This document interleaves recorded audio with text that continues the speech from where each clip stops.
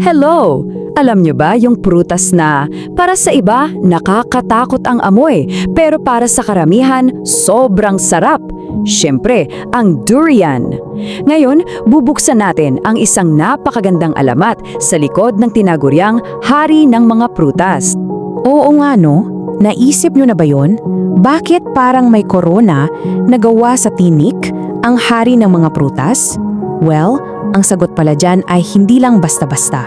Isa itong kwento, isang alamat na puno ng pag-ibig, galit at hiwaga. Okay, simulan natin ang kwento. Umpisahan natin sa isang hari. Isang haring desperado na halos nasa kanya ng lahat, maliban sa iisang bagay na pinakamimitihin niya. Isipin niya to, isang kaharian na saganang-sagana, mayaman, makapangyarihan, lahat ng tao nire-respeto ang hari. Pero sa loob ng palasyo, sa gitna ng lahat ng ginto at karangyaan, may isang pusong sobrang lungkot. Araw-araw wala siyang ibang hiling, wala siyang ibang dasal, kundi ibibigay ko ang lahat para lang magkaroon ng isang anak. Isang tagapagmana, isang magbibigay buhay sa palasyo niya. Ramdam niyo ba yung bigat? At sa gitna ng pag-aalala niya, may nakarating sa kanyang balita. Mayroon daw isang matalinong ermitanyo na nakatira sa tuktok ng isang malayong bundok. Kaya naman, kahit gaano kahirap, dala yung huling piraso ng pag-asa niya, nilakbay niya yun. At nang makarating siya, binigyan siya ng ermitanyo ng 3 mahiwagang bilin. Una, kailangan niyang hanapin ang itlog. Hindi basta-bastang itlog, kundi itlog ng isang gintong agila. Pangalawa, itatanim niya ito mismo sa hardin ng palasyo. At ang panghuli, na siyang pinakaimportante sa lahat, didiligan niya ito pero hindi ng tubig. Didiligan niya ito ng mga luha. Mga luhang galing sa tunay na kaligayahan. At dito na tayo papasok sa ikalawang bahagi ng kwento.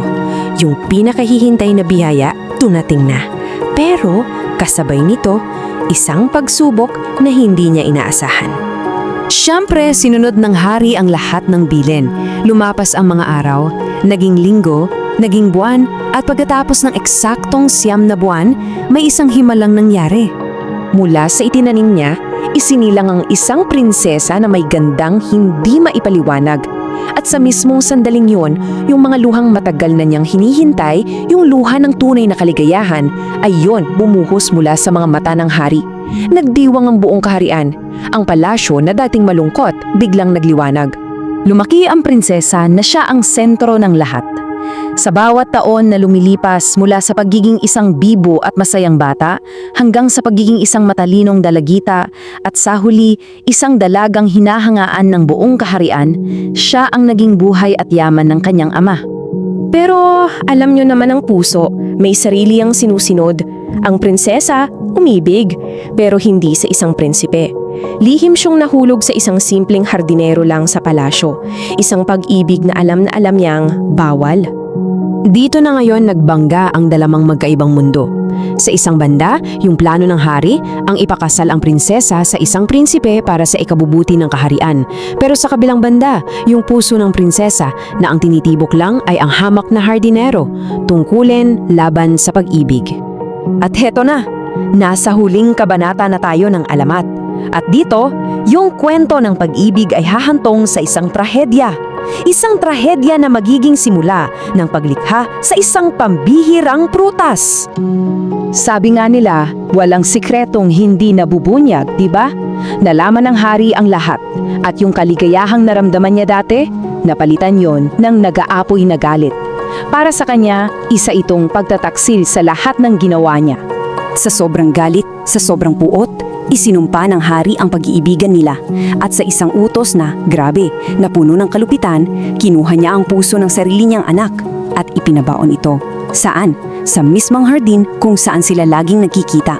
Mula sa lupang pinagbaunan ng puso ng prinsesa, may tumubong isang kakaibang puno. Ang balat nito, balot ng matutulis na tinik. Para bang isang baluti, isang proteksyon na nagsasabing, huwag kang lalapit. Nagbunga ang puno. At dahil sa itsura nito, tinawag itong durian na kinuha mula sa salitang duri na ang ibig sabihin ay tinik. Make sense, di ba? At dito na natin maiintindihan ng lahat Bawat parte ng prutas may kahulugan pala. Yung balat na matinik, yun daw yung galit at pagiging protective ng hari. Yung matapang na amoy, yun yung tindi at intensidad ng bawal nilang pag-ibig. At syempre, yung laman na sobrang tamis, sobrang sarap, ano pa ba, kundi yung dalisayan na puso ng prinsesa. Kaya pala, ang durian hindi lang pala siya basta prutas. Isa siyang paalala na minsan yung mga pinakamagaganda at pinakamatatamis na bagay sa mundo, tulad ng pag-ibig, ay nakatago sa likod ng isang magaspang, matinik at maprotektang anyo. At dyan nagtatapos ang ating alamat, kaya sa susunod nakakain ka ng paborito mong prutas, mangga man yan, saging o kahit ano pa, subukan mong isipin, anong kwento kaya o anong aral ang nakatago sa likod niyan? Magandang tanong, di ba?